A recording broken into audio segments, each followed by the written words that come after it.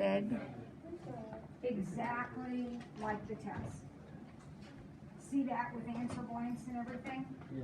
Now, some of the tests, remember there's different versions, so some of them will not be in this exact order, but this will be exactly the number of questions there are and the types of questions there are, okay? So, here we go, number 1. This is practice test 3. Put your mask up, please, Courtney. Thank you, Katie. Vincent, mask up. Okay? So number 1 says find the domain of all these functions. So what is going through your mind for all 4 of these problems? What are we looking at?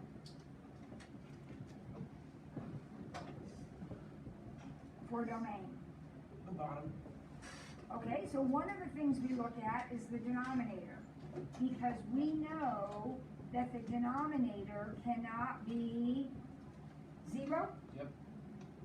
So if you have a denominator, like question A has a denominator, then we know x cannot be 6. That's part of your answer. So any problem that has a denominator, this one doesn't, this one doesn't, this one does. So this one will be x cannot be -7. Yep. Any problem that has a denominator, we're going to have a cannot be associated with that. Okay? So one thing we worry about is denominators. For P, it's all we do, right? Okay? What's the other thing we worry about? This thing. The square root sign, right? So Will says this does not have a square root in it. So is that going to be the answer to the problem? Yep, because that's all I have to worry about, right there. But this first one has a square root also. What's the rule for square roots? Whatever is under it must be greater than or equal to 0. Well, which in this problem means x is greater than or equal to 4. So that is, both of those go in the answer blank to A. This is the only thing that goes in the answer blank to D.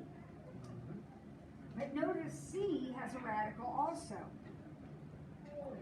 Whatever is under it has to be greater than or equal to 0. So x is bigger than or equal to -5. Yeah. That's my answer to C. Now what about B? All reals. Because it doesn't have a denominator and it doesn't have a radical. Right? Done. Okay, number 2. Oh, this is another big problem. Started off with a couple big problems. Okay. So problem number 2, we're finding all the asymptotes and holes. Okay? So here we go.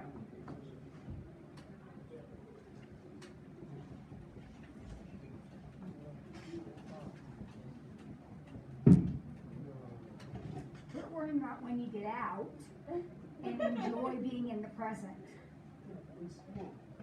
Okay. Now, tell me what I should be doing here. Factoring. So 2x plus 1 over what? How does that factor? X minus 4x. Thank you. Does anything cancel? No. So over here in the answer blanks where it says vertical asymptotes, horizontal asymptotes, and holes, we're going to write none where it says holes because nothing cancels. Now what about the asymptote thing? What do you recognize about that? Where do vertical asymptotes come from? The denominator. Uh-oh, there's 2 things down there. So what does that mean? There's going to be 2 of them. X is going to be 4 or X is going to be -1. Those are the same things that if we were doing domain, you would say X can't be 4, X can't be -1. Those are the same things, identical. horizontal asymptote? Be careful. This is where I box them in, right? But this isn't one of those odd problems because I have an x squared down here, but I don't have an x squared up here. So when I put a 0 up there and box it in, I get 0 over 1. What's 0 over 1? 0. So your horizontal asymptote is 0. If the 0 is on top, the 0x squared is on top, it's going to be 0. If it's on the bottom, it's going to be no asymptote. All right, what about B? Another one of these. The x squared cancel. Well, the x squareds don't cancel, but in terms of a horizontal asymptote, William, when I box them in, that will give me y equals 1 because it's x squared over x squared. Is that right? Yeah. Okay, what about the rest of it? What do I need to do? Need to factor everything. So the top factors, please be careful. X plus 2 plus 3. And the bottom factors as x minus 5 plus 3. Now, of course I'm better at factoring than most of you. I am older, I do it for a living, and I love it, okay? You are all capable of factoring. It just takes a little longer, and you might want to foil it back to make sure you got the right combination. So BA is 5 and negative 3. Okay, no, because look what happens right here. 5 and negative 2. These cancel, don't they? Yeah. So what does that mean? We have a whole. We have a hole. The new problem that we are left with, William, is just this. Vertical asymptotes come from the denominator, so your vertical asymptote is 5. And then we plug the negative 3 into the older, the new. The new one, always the new one, yeah. It won't work in the old one, so if you tried, you could try it, but it won't work, so it's the new one. So we're gonna plug negative 3 into the new equation. And I end up with negative 1 over negative 8. You usually get some kind of weird fraction, so don't be concerned about that. And you're not doing anything with it except writing it down, so that's it.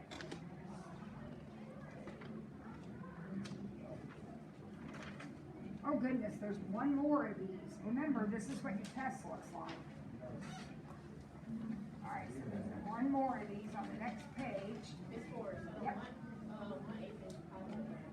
Yes, because it was a negative over a negative.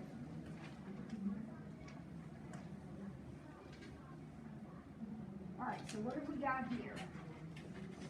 1 for 8. X squared minus 16. So x plus 4, x minus 4 over x plus 1, x minus 1.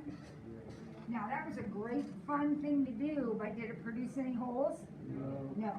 So there aren't any because nothing cancels. However, William, nothing canceled, so how many things are left over in the denominator? 2, which means there's going to be 2 vertical asymptotes. X equals negative 1 and x equals 1. Okay? Can you do the plus minus for that? Yeah, you probably could write plus minus. And then horizontal asymptote. This is kind of messy. It's probably easier to look at the original. Y equals 1. X squared over x squared. They match.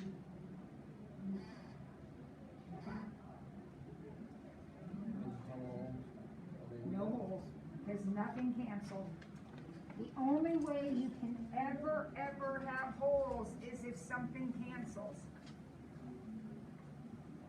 most problems don't have holes because most of the time nothing cancels. All right, now we've got this big giant piecewise function we're going to sketch. How many of these gonna be on the test? Courtney, the test looks exactly like this paper that we're doing right now. So however many are on this paper, that's how many are on the test. But I wish you guys would believe me when I tell you that. So wait. All right, so here we go. Piecewise function. Let's graph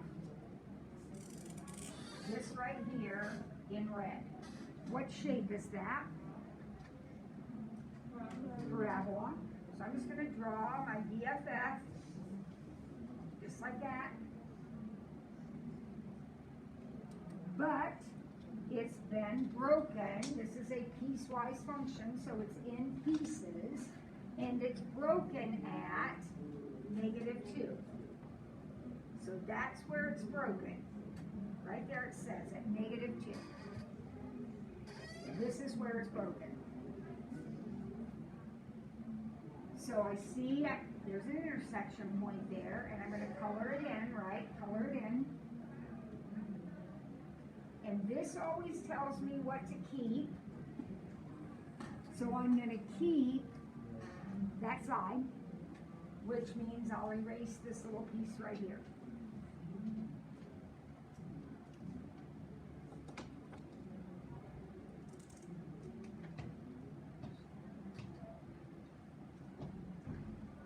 Okay?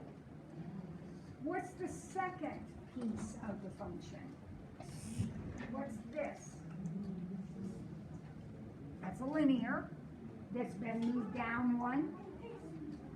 So instead of going right through the origin, it's going to go down here. There's my line.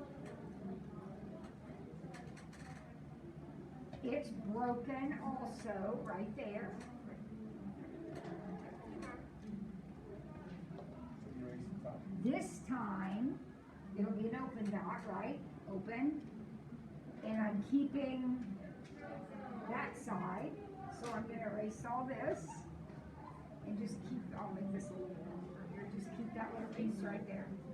Are you giving us erasers? Am I giving you what? Erasers? No.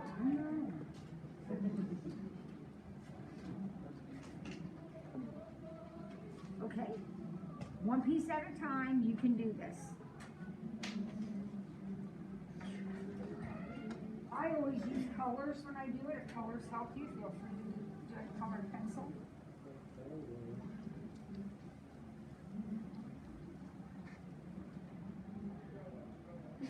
All right. Now there's quite a few sketches you'll see here, so that's a biggie. So now we have a couple smaller sketches. What shape is this going to be? What shape is that? Parabola. Gang, how do we know it's a parabola? It's square. When you see a square, you think parabola. Vincent, I need your head up, honey. Thank you. Tell me about this parabola. It's not at the origin. That one. It's actually, it's right 1 and up 2. Yeah. So when you do this, kids, remember, I want you to label that point. So right 1 and up 2 will be 1, 2. Yeah. And then just freehand in your little parabola. You know, Why, since you have -1 to positive? always, when it's in the parentheses, it's the opposite. When it's hooked to the X, it's the opposite. Yeah.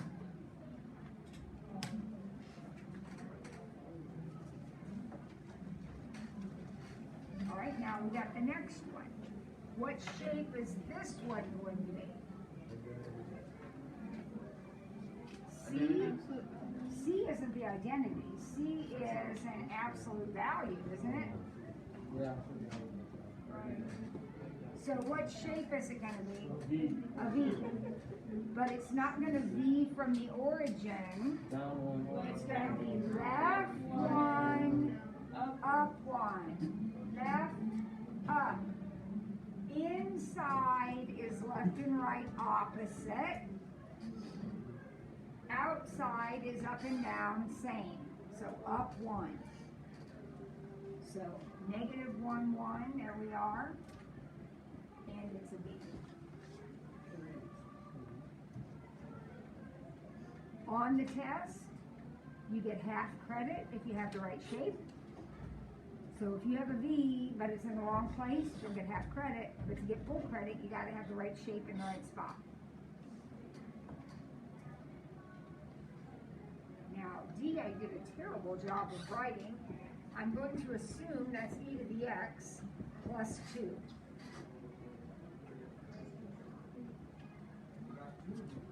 Now, this is one of your less common functions. What is e to the x? Which one is that? That's the exponential. So over here, I'll sketch it. It has an asymptote here and goes through 1 and looks like this, right? That's the exponential. Now, what has this done? Plus 2 on the end has moved it up 2. So you're picking that up 2. So instead of the asymptote being here on the axis, now the asymptote is up here. And instead of that point being at 1, it's now at 3 because it got moved up. You have exactly the same shape. You have just picked up the whole picture, 2 units.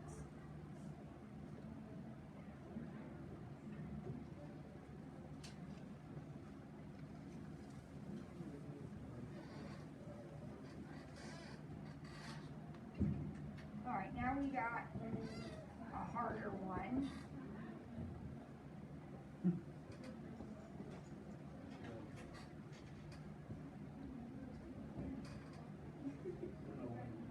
Okay. So I'm going to start, and again, this is how I have to do it. You don't have to do it this way, but cosines and sines are tricky for me, so I'm going to go ahead and sketch a regular cosine. So I remember that a regular cosine looks like this. What do you say, up the valley, down the valley? Up the bottom, something like that? Cosines start up here and come down. Okay, that's what a cosine looks like. So if you want to get full credit, you're going to have to remember that a normal cosine oscillates between -1 and 1. That's the normal. So now we're going to take that dotted line and do what with it? Down 2. So everything's coming down 2. So that means that this isn't starting at 1 now. Now it's starting down here. Down 2. And this is going all the way down to -3. So I'm going to go ahead and sketch that in.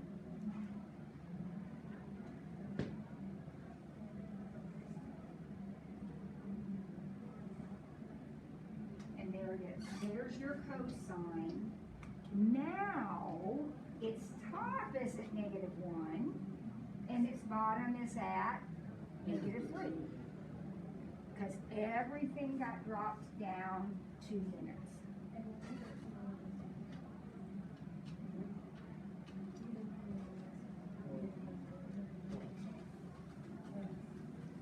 Okay, there's one more sketch.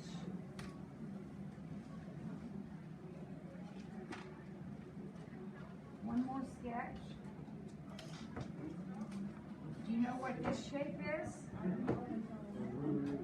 Okay, and so we know that a square root looks like this. All right, now be careful. There's no 1 in this problem. This goes right to. Mrs. Ford is tricky. What does a negative in front do you think? What's the sign? Flips it upside down. Yes, thank you. So instead of the picture looking like that, it's going to look like this. That's cool. Right. A negative turns you upside down. And why do I think I can talk about that? Because you did last year. When you graphed x squared last year, you graphed the parabola opening up, just like you do now. What happened when you put a negative in front of it? It opened down. It's upside down. You learned that last year. Whether you believe me or not, you did. Negatives turn it upside down. So whatever shape you've got, it just flips. The technical word is a reflection across the x-axis, but basically it's just flip it over. Just flip it over. Now, here's the thing though, it also got moved 2 units to the right. So it's flipped over, but it's flipped over at the point 2, 0, because of this. This moved it 2 units to the right. This turned it upside down.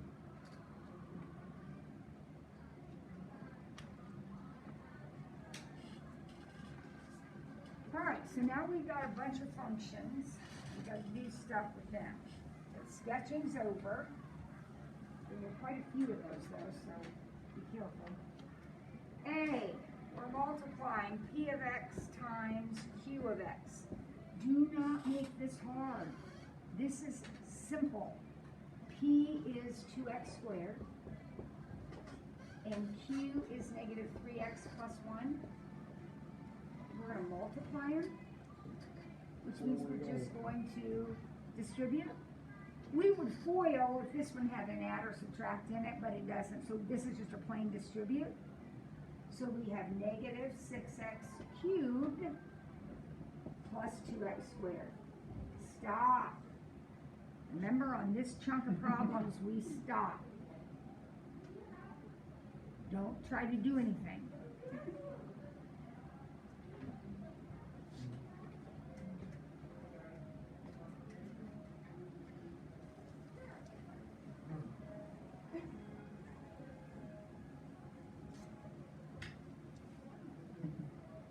All right? This D is confusing me. What? P instead of Q. B is confusing you? Okay, we'll try not to be confused. There's no numbers in the problem. So remember, when there's no numbers, we plug the whole function in, the whole equation in. So this says, take whatever the P is and plug it into Q. So since Q of x is negative 3x plus 1, we're going to plug P in right here. The whole P equation gets plugged in there. So the P equation is 2x squared. So we're going to have negative 3 times 2x squared plus 1. When this notation means you plug one thing into the other. So what do you plug in there? P goes into Q. This is P, Oh. and it goes into Q. I get it. Then you do any simplifying, so that would be negative 6x squared plus 1. That would be your final answer to question B. P goes into Q. Now C, we have some numbers. So when we have numbers, we just plug them in, right? So we're going to plug 2 into P. Be careful. When you plug 2 in here, you get 2 times 2 squared. What do you do first? 2 squared. 2 squared. 4 times 2, 8. So that answer is 8. P of 2 is 8. PEMDAS. We square before we multiply. And then we're going to plug negative 1 into Q. So that'll be negative 3 times negative 1 plus 1. What is that? 4. And then this problem says to add those together. So the answer is 12. It could have you subtract them, it could have you multiply them, it doesn't matter. You do each answer and then do whatever they tell you. And then P of Q of 0, again, they give you a number. So you plug it in, and you plug it into Q first. So what's Q of 0? If you put a 0 in Q, what do you get? You have 1. Then you take that 1 and plug it into P. So again, be careful. What do we do first? 1 squared, so it's just 2. Exactly. You square. So it's 2 times 1.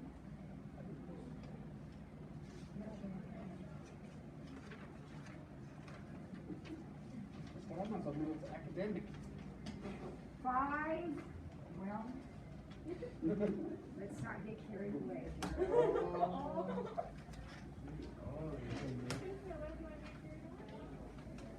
You get your A for the semester and we'll talk about it, okay? Yep. I got you. All right. Here we go.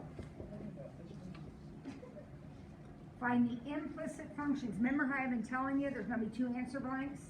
Yeah. There they are. There are the 2 answer blanks. So they even give you a clue. Obviously, you got to figure out what y is. So we're going to get y by itself. So I don't know how you're going to rearrange this equation. I think we end up with x squared minus 25.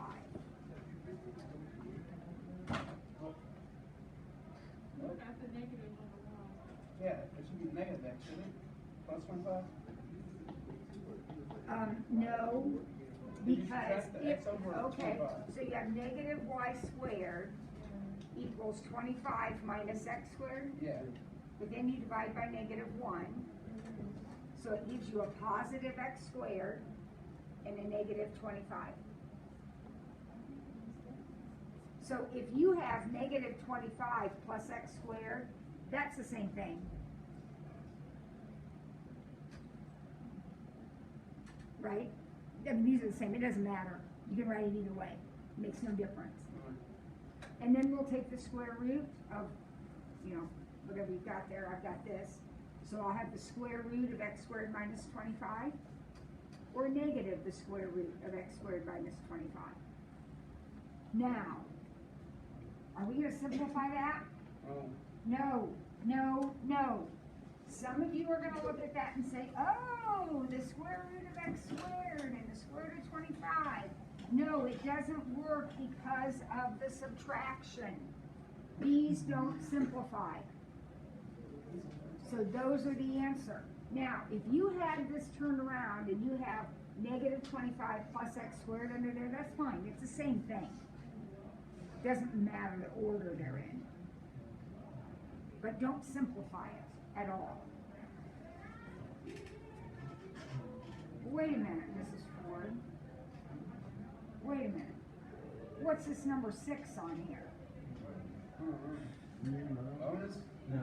Potential bonus question there. Oh. Potential bonus. Because none of the other practice tests had that on it, did they? So it's potential bonus. So I'm going to run through it, but then I'm not going to do any more because it's a bonus. If you want more, you got to figure it out on your own, or we got to do it outside of class time. After I'm done with this, we've still got time. We will practice whatever you want to practice, okay? But let's get this one done. This one says, somebody has done a composition. Somebody has taken an N and plugged it into M, and this is the answer they came out with. Your job is to figure out what M and what N made that happen. So basically you're working it backwards. Remember, when there's no numbers, you're plugging the whole N equation into M. And when we did that, this is what we got. So what did the N equation look like, and what did the M equation look like that made that happen? Anybody have an idea? Oh, there's lots of different answers, first of all, okay? So I'm gonna approach it from the easiest standpoint, but there are zillions of different ways you could do this. Do you have a thought?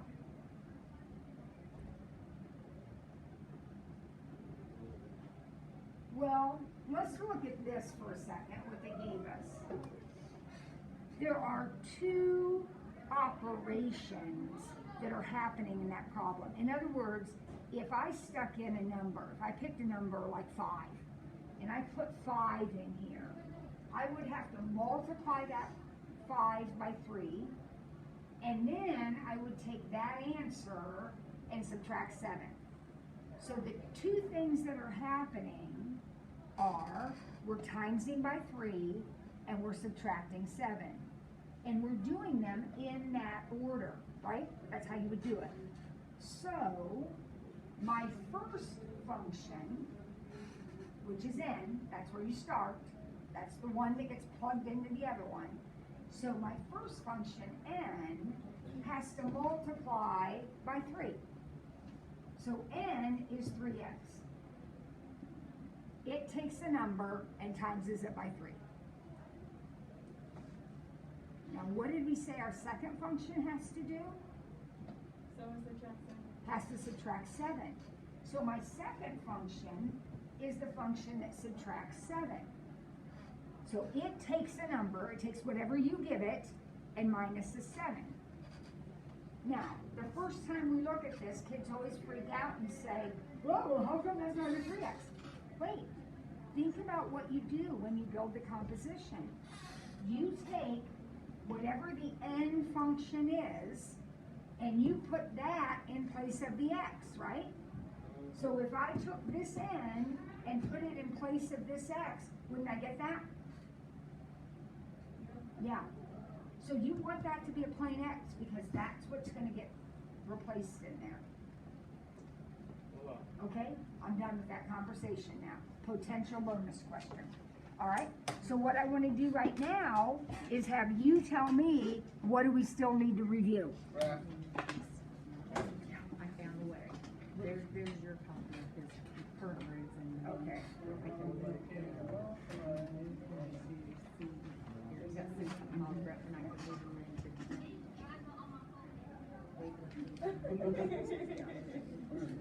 that was my concern. I was like, I don't know if I can make. All right. But he's done a level Thank you. 2 before, but I was like, you know, Okay. he said this board said tomorrow. I said, I'll try. Okay. Thank you, Kathy. I got it. Okay, if it's an emergency, go ahead. I'm gonna bore you guys. Okay, so what do we, all of you out there in virtual land too, participate in this.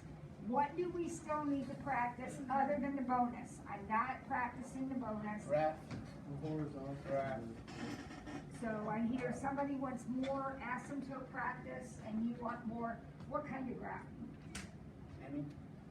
All right, so let's do,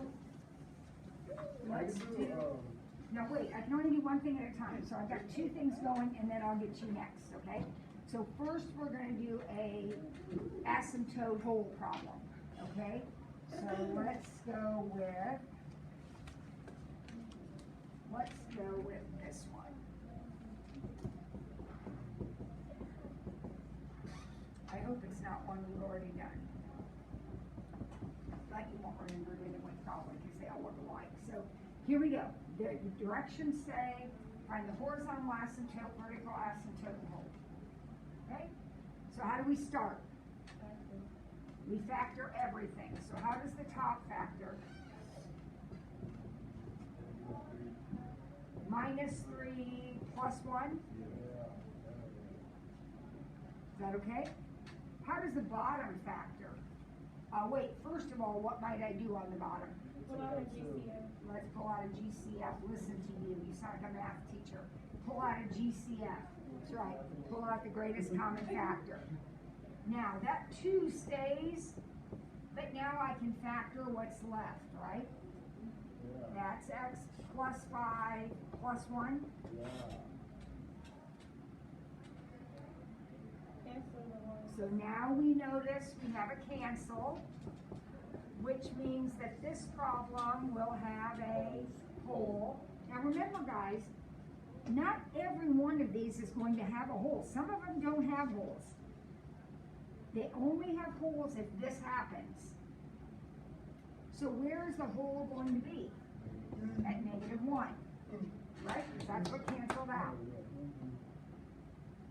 Now, this is what I have left, so I'm gonna put in -1.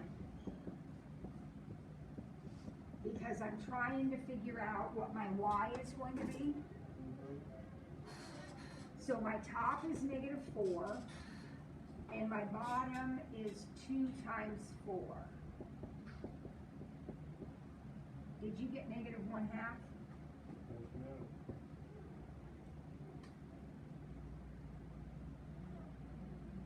Now, what about asymptotes? Well, you gotta look here, right here, there's our new problem, where we plugged in the -1, that new thing right there. Look at that denominator. What does that tell me about a vertical asymptote? X equals -5, that's my vertical. Verticals come from the denominator. And horizontals come from the box, either here or back here, wherever it's easiest for you to see it. Either way, your horizontal is y equals 1/2. It's 1x squared over 2x squared, or 1x over 2x. It's 1/2. All right, so who asked for that? Does that clear up something? Okay, so now we'll do a couple sketches and then I'll get whatever the next person wants. So, let's sketch this.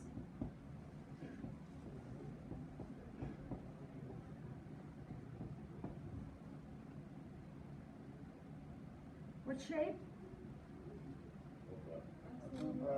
Absolute value, which means it's a V, and it's been moved. These numbers mean it's been moved. So now it's been moved right to F3.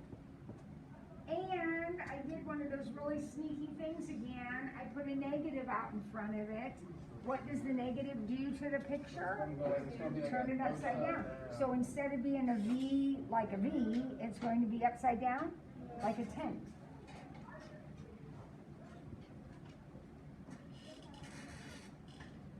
Okay, William? Yeah. Let's do one more. What about this?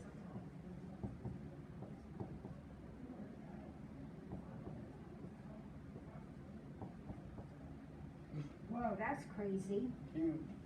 It's a cube, and normally a cube is going to squiggle through the origin, right?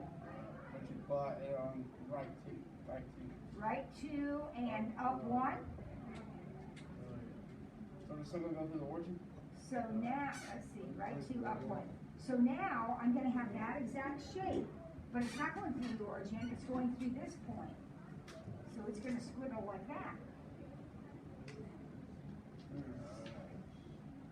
So the point of squiggle, I don't know how else to say it, but you know, the curvy thing is normally at the origin. Now the curvy thing is there. All right, now someone else had something you wanted me to do. Who was it? Any of you guys? Someone? Anyone?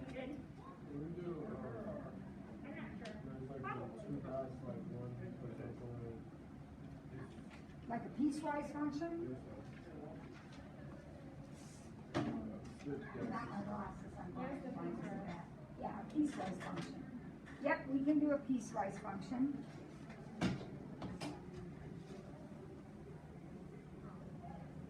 So you will recognize it when you see it because it's the one that's written kind of funny.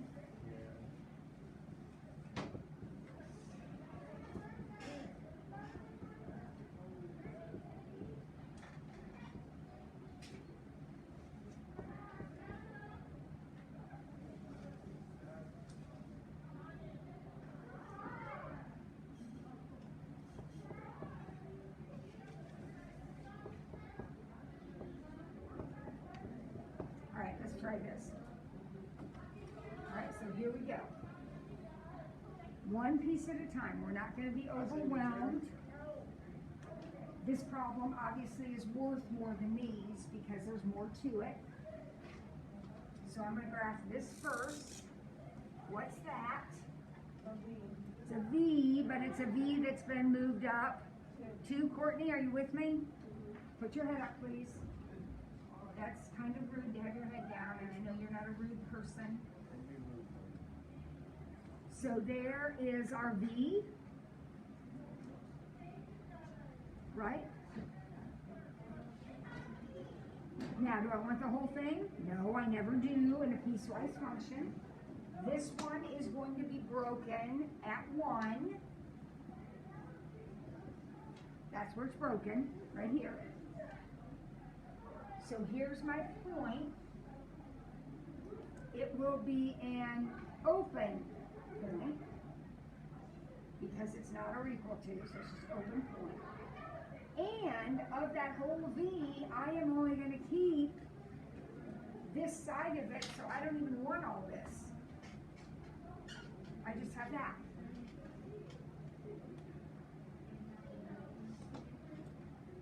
Now, what shape is this? It's a line. Y equals X is your identity, but it's been dropped down to. So instead of going through the origin, it's going to come down to and go through down here, so it looks like this. Just a line. It crosses here. Solid it in, solid it in. And keep that part, which means erase this part.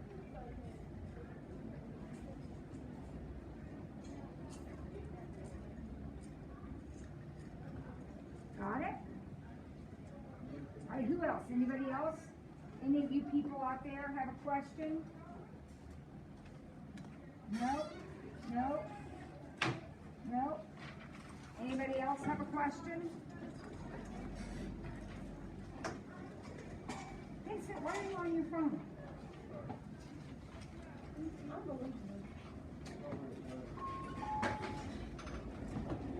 All right, write them off.